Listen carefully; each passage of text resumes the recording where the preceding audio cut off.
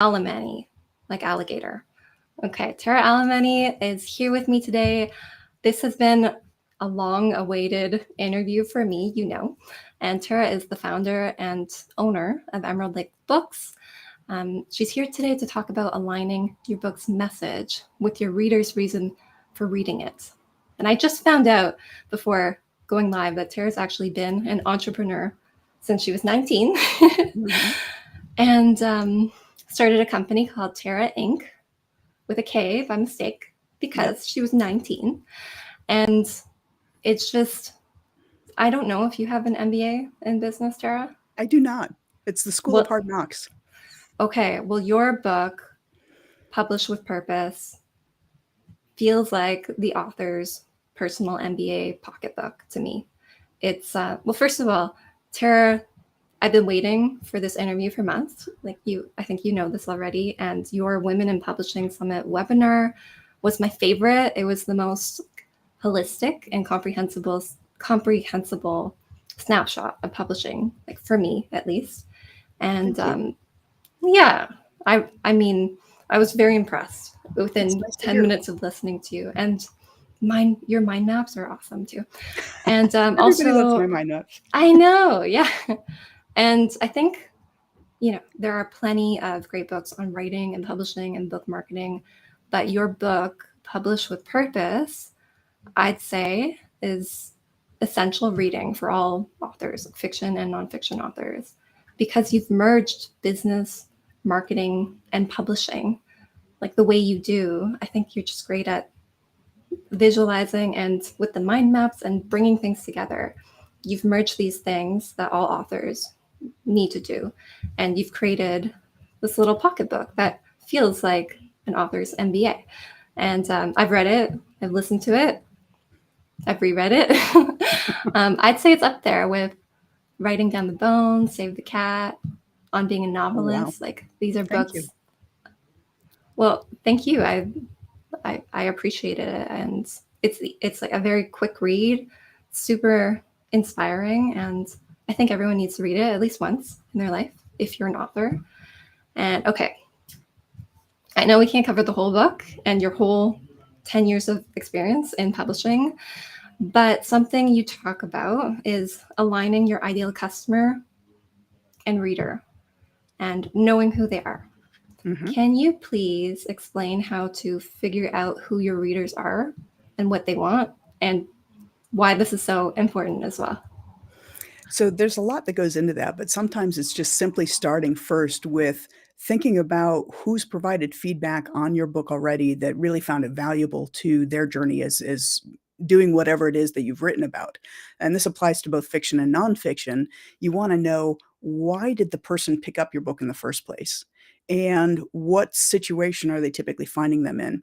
One of my mentors talks about the fact that you want to know your customers' wants, needs, hopes, fears, pain, and frustrations. And if you make a list of how your author is, or how your reader is feeling about those different things, then the idea is your marketing message is how you move them from whatever that is that they're dealing with to where you want them to be. And actually, before we came on the call, I actually spent a few minutes looking at your book. You've got It's Not Just Line. And so if I use that for an example, you may find that the Frankenstein feeling, which is that fear, that hope, that want, the things that they don't have that they want to move away from. That's, they're tired of feeling sick. They're wondering why healing's so elusive. They just want it behind them. It feels like their life isn't theirs anymore. So when you start writing, you want to keep those feelings in mind at the beginning of the book and at the beginning of your marketing copy. But as you take your reader or your customer on a journey through the book and through your sales copy, you want to move them to what's called the Einstein brain. And that's the brain where they feel confident, they feel accomplished, they feel like their hopes have been achieved. And so in that instance, for your book, that might be something like a message of there is hope. And the disease affects our metabolism. And so I share what I learned firsthand as I looked back on my own life. And the solution will work for your too. And so, those are the kind of things that you want to make sure when you're communicating about your book, that you're taking them, meeting them where they are, and painting a picture of where they can be in the end. And so sometimes that's just a matter of sitting down and writing lists, looking at who's bought your book already, talk to friends who have read your book and loved it and why they raved about it, and talk to those who didn't like it so much and why they felt that way, because it really will help you identify some characteristics about your ideal reader. And of course, you want to have that all in alignment with your passion, with what you're writing about, and the communicating the message that you want to get out there. So there's this marriage that you have to have between what you want to write and why the reader is picking up your book. And when you've done that, it means that it makes it much easier for a reader to tell if this book is for me or not. And the easier you make it for somebody to tell whether or not it's for them, the more quickly they're going to make that decision. They'll move on to somebody else or they'll buy your book. You don't want to leave readers in a stasis where they're trying to figure out if this is for me or if it's not, because that leads to frustration. And the frustration then can be a backlash on you as a writer, because anybody who sees your name is like, I couldn't figure that out last time. I'm not going to look at the next thing. So you want to make it quick and easy for them to opt in or opt out, saying, yeah, I want to take a chance on this. So that's sort of coming from a place of abundance versus scarcity. I think Yes. a lot of authors will try to accommodate everyone and brands in general. I do this all the time. I've been in marketing for a decade. I still do this. And you are so good at niching down with your, I guess, avatar mapping. What would you call it? We do our avatar differently than you see most places do, because we start with what we refer to as a master list of characteristics. And so we jot down a master list of, what is our ideal reader or our ideal customers' wants and needs? What are their pain points? What are their objections to the content that we might be putting out there? And we look at each of those and create a master list. So when we go to create an avatar, which is a composite of who we're marketing to, who we're trying to reach, we can pick and choose from the master list of characteristics, knowing that that master list is valid for anybody who picks up our list, picks up our book. And so that's the thing is people like to think that my book is for everybody. But the problem is if your book is for everybody, it really doesn't speak to anybody. You really want to be clear on why this book is going to be of value to them. And so being able to create these avatars and communicate your marketing messages specifically to those avatars, you may have 3, 4, or 5 different avatars as your ideal reader, but in your marketing material, you're going to have a marketing message that's specific to each one. And I do remember that. Now you're ringing a bell, how you do talk about this in your book, where if you write down all of these values that you think someone would like, they could be all sorts of people, but then you can kind of mix and match the values. So they might listen to Gary Vee, or they might listen to Honoré Corridor, and then you could kind of shuffle these different characteristics around to come up with avatars. And you get so detailed about it, almost like a fiction writer gets detailed about their MCs. Yeah, as a matter of fact, when we make avatars, we'll actually give them a name, and sometimes I'll even go out on there's a website where you can go to make up fictitious faces. It's a composite of a lot of different people, so it's never one individual, and I'll find somebody that represents that avatar so that as I'm writing my marketing copy, I really have them in mind as to who I'm talking to. And do you disqualify people who come in as leads? And then I know you talk about creating quizzes. Yeah, so there's a lot of times where somebody's not a good fit for us, and that may be that they're not a good fit for us, or we're not a good fit for them. We've got somebody right now who reached out to us a couple of times so far that we just know we're not the best fit for her, but she's having a hard time finding a publisher that is a good fit. And I'm like, the thing is I don't think we'd be doing you a good service if we said, yeah, we'll publish your book. I mean, that's what vanity publishers do. And we're not a vanity publisher. We do have certain things that we know are our wheelhouse. And so we want to focus on those things that we know we can really deliver on. And this is sort of getting a little off topic, but while I have you, I am curious what you think about the publishing industry and and the infiltration of vanity publishers. There's so much going on. How do you know what is legitimate? That's a passion topic of mine. Okay, Um, good. I am a member in good standing with the Independent Book Publishers Association, so that's the IBPA. And about 2 years ago, they put together something that they call the hybrid publisher criteria. And it's actually 9 different criteria that a hybrid publisher must adhere to in order to be considered ethical. And I think that all of them are very valid. People talk about the rise of vanity publishers, and it's not really that it's the rise of vanity publishers. What you're seeing is hybrid publishing is the fastest growing sector of publishing. And so you have traditional publishers who are limited as to how many books they can take on. You have self-publishers who are having to learn a lot of information when really they'd rather be writing than publishing. And then you've got this intermediary service provider area that unfortunately has a small segment of bad actors, and they're the vanity publishers. But hybrid publishers fill a very useful service. It means that you don't have to figure out how to coordinate your project team of getting your editor and your cover designer to talk together, or your interior formatter to talk to your editor.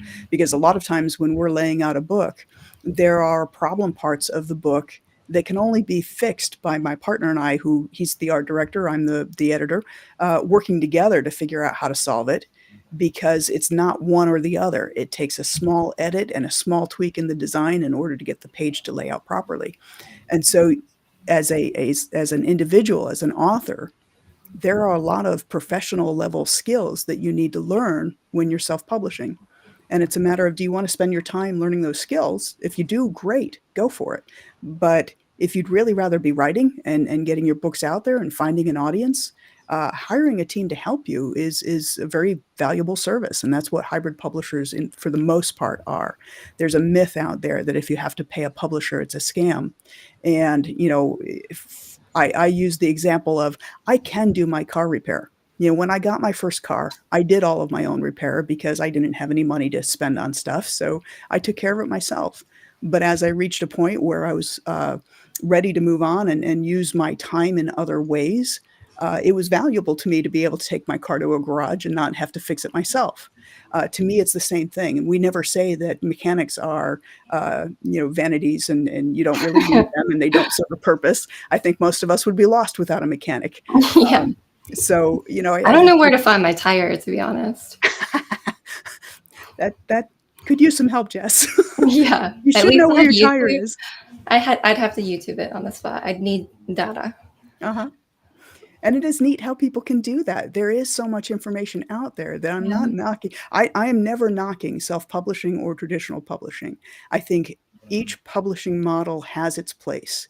And as a matter of fact, if you go to our website, there's a few different resources related to this. The first one is a quiz that helps people figure out which publishing model is right for them. And some of the questions asked are things like, how involved do you like to be in the editing process? How important is it to you to have your voice still in the book afterwards? Because if you're using a traditional publisher, sometimes the editing, it doesn't sound very much like you when the thing is done. Things like, how many books are you planning on publishing? If you just have one book in you, why learn an entire industry if you just have one book to write? But if you've got Right. multiple books, then learning those skills is going to help you save some money down the line. So there's a place for each publishing model, and the thing really is to figure out which one's best for you.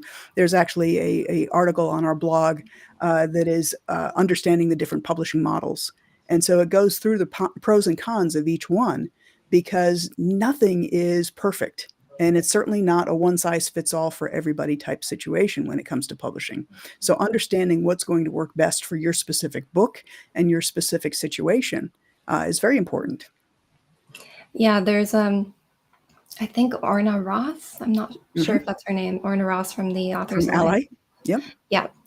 Yeah. She breaks it down into the publishing process. You've got writing, you've got editing, design, production, distribution, marketing, promotion. Mhm. So do you want to do all of that? You can do it. At least you know now what you didn't know before. There's those things to tackle.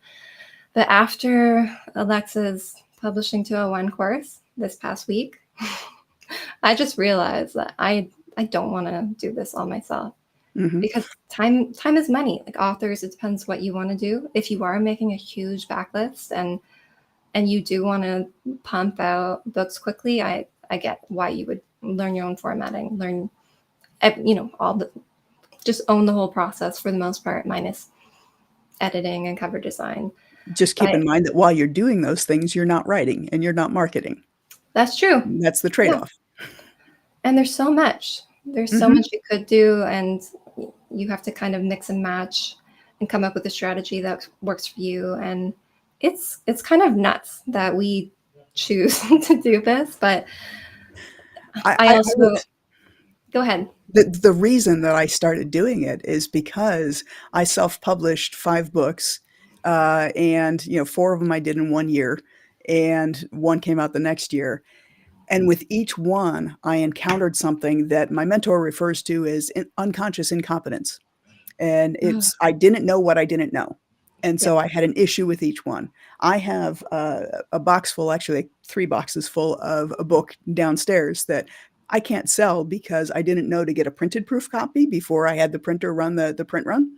Um, and something that we'd done in grayscale was too light. And so the grayscale, it's like, all right, that's throughout the book. So I really can't Yeah. sell these books. And it was just, I didn't know, and Yeah. so that's ultimately why I ended up helping some friends with their books and decided, that I wanted to open up my own publishing company, was to help people avoid these issues because there is so much to know. There is so much to learn.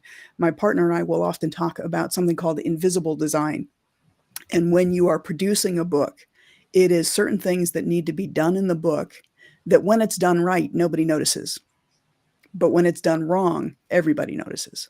And people do judge a book by its cover, and they open it up and take a look. And if it doesn't look professional, they often don't give it a chance.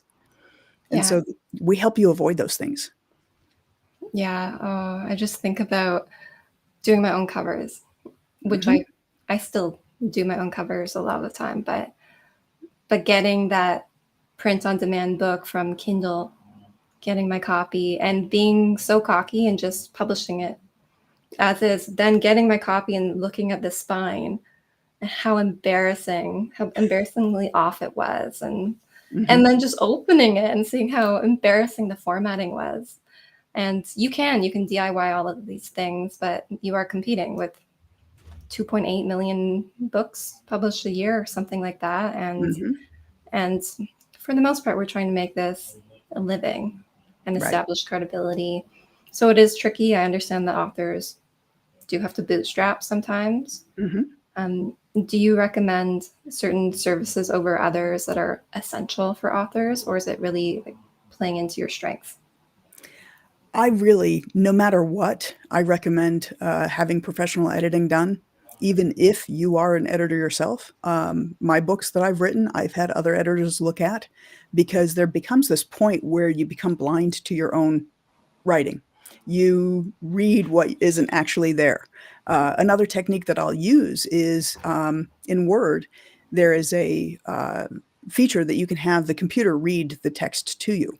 And it doesn't fill in anything, it doesn't substitute anything. And so if you have it read while you're following along the line, you'll notice a missing word or a typo or whatever because the computer's reading it exactly as is.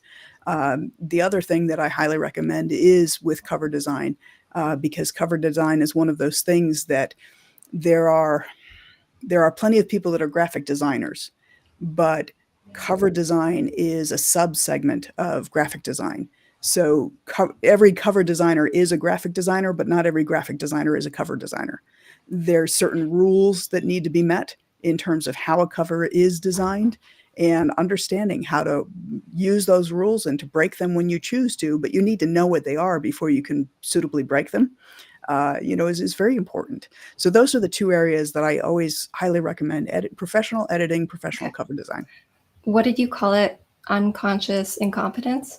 Unconscious incompetence. Yes. After talking to a cover designer, Karen Dimmick, who does Mhm. beautiful fantasy covers, I mean, I didn't know what I didn't know. So just talking about how Every font, every typography evokes a different emotion and goes with Mhm. different niches and categories. I would never think of that. I would just think this looks good, like eyeball it, Mhm. and not really think about the reader.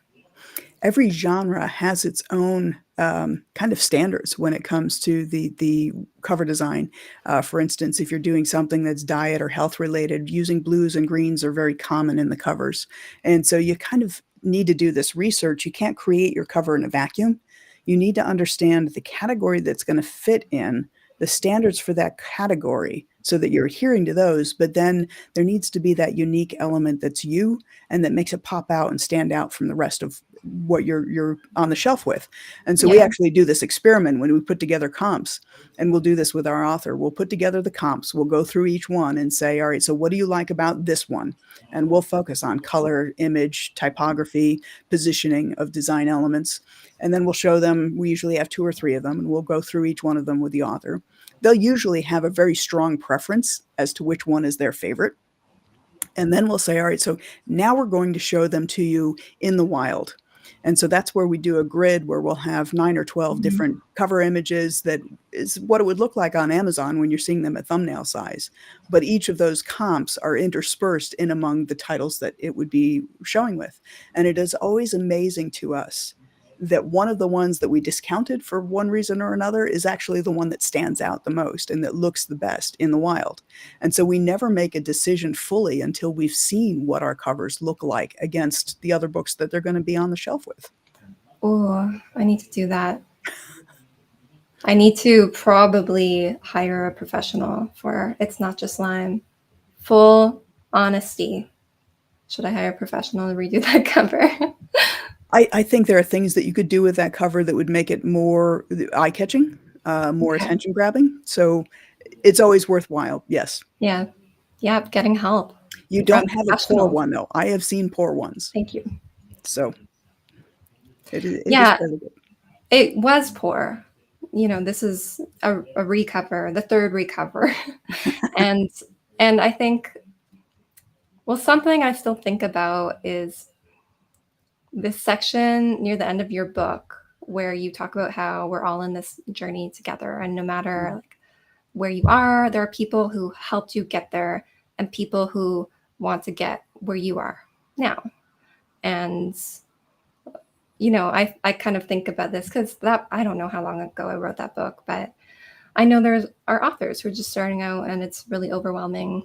And when I'm feeling insecure every other day about being an online creative, just exposing myself to the world and the risk of rejection, like I honestly think about this line and how you encourage authors to not just publish with strategic purpose, but also with an altruistic one. And Yeah. I kind of wanted to talk about that today before you go. Can you We share what it means to? we refer to the purpose behind the purpose. And a Yes. lot of times there is some reason that you've written the book that is beyond making a name for yourself, being read, or having fans, or any of these things. It is something special that you want that book to achieve. And for some authors, it's about building a community. For some people, it's about setting a record straight, maybe righting a past wrong, things like that. For other authors, it's to be able to, have a little more financial freedom so that they can give to their favorite charities and do things like that. And so understanding what it is that is your purpose behind the purpose. It's your why as to why you've taken the time to put yourself out there. Because let's face it, a lot of authors are introverts and we're quite content to remain home and write our stuff and not have to go out in public and all that neat stuff. And so when you put a book out there, you're opening yourself up to some criticism, some rejection, some bad reviews, and all of those things that none of us ever want to deal with. And so understanding what that purpose is behind the purpose specifically for you is very important because it's what keeps you motivated. It's what keeps you marketing your book. It's what keeps you putting yourself out there when you don't really feel like it. And so that's really important to understand and reflect on. And usually I share the story about Andy Andrews talking about the butterfly effect In 1963, there was an MIT professor named Edward Lorenz, and he wrote something that was ultimately called the butterfly effect. He was working on a computational model for weather patterns in the world, and it was had different variables to it. There were 14 different factors in it, and one went out to like 6 decimal places. And he decided, because he wanted to run the model quickly, that he would only run it out to 3 decimal places instead, thinking that anything beyond that was infinitesimal. And so he ran the model a second time after having done it fully previously and realized that the results were dramatically different, that the weather patterns in 2 months' time from that little insignificant change of one of 14 factors created totally different weather patterns. And so it was hypothesized that a butterfly's wings flapping on one side of the world could cause a hurricane on the other side of the world, which is the equivalent of what this minor change of dropping the 4th, 5th, and 6th decimal places of this one factor was. And the thing is I liken that to our books, to our words, to what we put out in the world. We have the ability to make changes in the world. We have the ability to open people's hearts and minds, to introduce them to new ways of thinking, to bring them in community with one another. We have so much responsibility that goes along with that to use our books well. And that means being brave enough and courageous enough to do the marketing that we need to do to get our books in front of our ideal readers who want, need, and are looking for what we have to share with them. And so to me, that's what knowing your purpose beyond the purpose is all about. So what if you're terrified? Where do you find that courage? The courage comes from stop thinking about yourself. Think about your reader. I'm terrified is an I thought. Your reader needs help. That's a they thought. When you think of somebody else and what it is that they will get out of your book, that's why understanding what their wants, their hopes, their needs, their fears, their frustrations, their pain points is all about. Because when you understand that and you yourself understand how your book is the answer, the solution to those problems, then it's about giving somebody a cup of water when they're thirsty. It's about doing good in the world. And I think we're all altruistic enough to want to be able to help one another, and so that is the easiest way to get beyond the fear, the self-consciousness, the introversion. It's wanting to be able to make a difference in the world. And that's why I keep rereading your book, because it's just because of my ego, I guess. It's nice to get out of it and be like, okay, I need to think about other people, think about the people who are cheering me on and do it for them, but also do it for the reader. And it's just such a holistic approach to looking at why write, why do it for the reader, why business, and thinking about your ideal customer is important. And you jam this all into this tiny little book. And like, this is 10 years of publishing experience, and I can tell you've thought about exactly what needs to be in this book. And thank you, Tara. This book is definitely on my must-read list for everyone in the community. And to everyone watching this, please grab Tara's Purposeful Publishing Pack, where you'll actually get this book, Published with Purpose. And you have another book, 61 Questions. Yes, that's also included in the Purposeful Publishing Pack that is part of the Boost Your Business Bundle. And so that is actually going back to our conversation about, how do you know which publisher to go with? We give you a list of 61 questions that allow you to compare publishers so that you're comparing apples to apples. It is things that typically are covered in contracts that most authors don't know to ask about or inquire about, which means that when you do sign a contract, you're going to understand what's in it and how it applies to you. Okay. The tedious, boring stuff that most people don't think about, that is probably the most important thing to think about.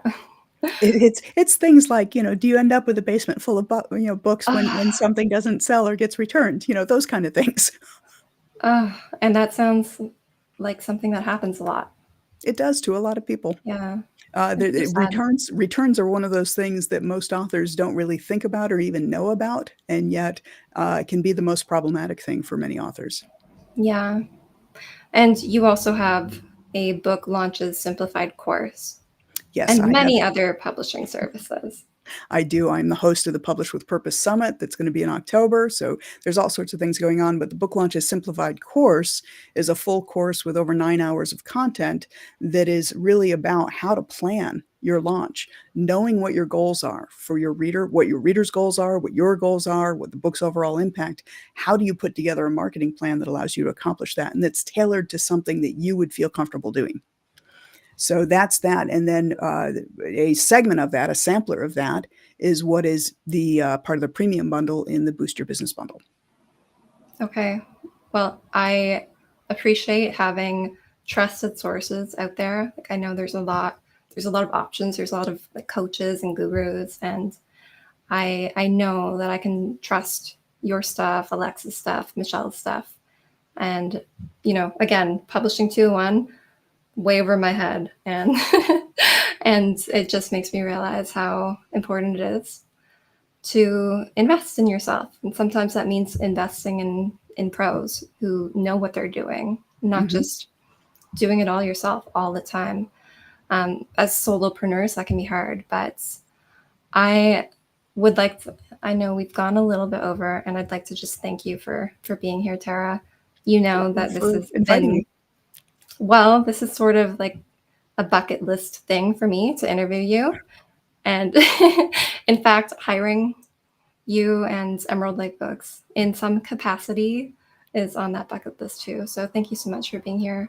Thank you, Jess. This was worth the wait. I'm glad to hear that. And I'm Is sorry there you waited. is there anything else you'd like to say before we say Just goodbye? thanks so much for being as generous and giving as you are. I've enjoyed looking Me at too. the videos on your YouTube channel, and keep up what you're doing. You're doing something special here. Thank you so much.